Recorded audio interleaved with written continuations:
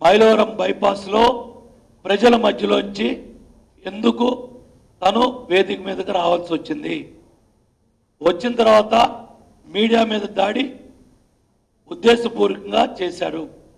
పోలీసులు అదేవిధంగా అధికారుల్ని భయపెట్టాలనే ప్రయత్నంతో వారం రోజుల్లో ముఖ్యమంత్రి అయిపోతాడంట, 10 రోజుల్లో ముఖ్యమంత్రి అయిపోతాడంట.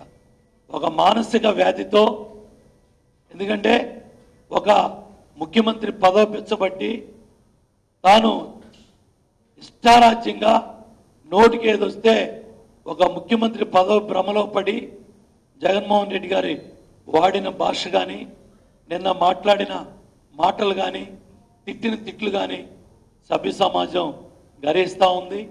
దీన్ని నేను తీవ్రంగా ఖండిస్తూ ఉన్నాను. దీనికి జగన్మోహన్ రెడ్డి రాష్ట్ర ప్రజలకి వివరణ ఇవ్వాలి. ఎందుకు కార్యకర్తల్ని నాయకుల్ని ప్రేరేపించారు?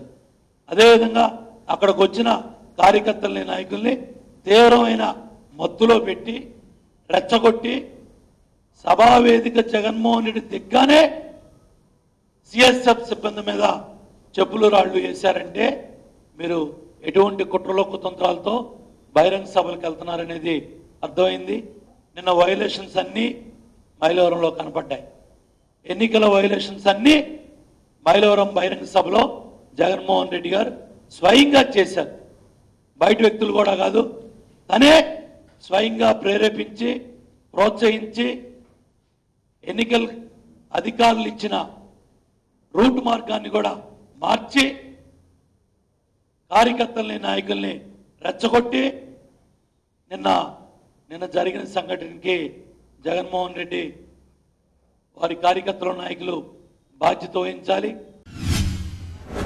ఎంత జన ప్రభంజనం వచ్చిందో చూసి తట్టుకోలేక తన అనుచరుడు దేవినేని పూర్ణ అనే వ్యక్తి, కొత్తూరు తాడేపల్లికి చెందిన వ్యక్తులు ఆ సభ దగ్గర వాళ్ళకి ఏం పని, వాళ్ళు వచ్చి అసలు కావాలని చెప్పి పోలీసుల మీద చెప్పులు ఇసిరి రాళ్ళు ఇసిరి, ఘటనకి ప్రధాన కారణం దేవినేని ఉమామహేశ్వరరావు కుట్ర దేవినేని ఉమామహేశ్వరరావు కావాలని అలజడి సృష్టించడానికి ప్రయత్నించాడు. శవాల మీద పేలాలు ఏరుకోవడానికి అలవాటు పడ్డ దేవినేని ఉమామహేశ్వరరావుకి అసలు ఏమీ లేని సంఘటన రాజకీయం చేయడానికి ప్రయత్నించడం ఏంటంటే అత్యంత దురదృష్టకర సంఘటన ఏంటంటే ఏ ఒక్క దుకాణం మీద ఒక చిన్న రాయి కాదు కదా, ఒక చిన్న వ్యవహారం కూడా జరగల. అదేదో జరిగినట్టు మైలవరంలో గత 70 సంవత్సరాల్లో ఎక్కడా జరగనటువంటి అలజడి ఎక్కడా జరగని మైలవరంలో అలజడి నువ్వు చేపించావు. చెప్పులు వేపించి సిఐఎస్ఎఫ్ వాళ్ళ మీద ఘర్షణకు మూల కారకుడు నువ్వు. దీన్ని ఇంకొక రకంగా మార్చి జరిగిన దాన్ని వక్రీకరించి రాజకీయ లబ్ధి పొందాలని చూస్తా ఉన్న దేవినేని ఉమామహేశ్వరరావు వైఖరి రాష్ట్ర ప్రజల మొత్తం గమనిస్తూ ఉన్నారు.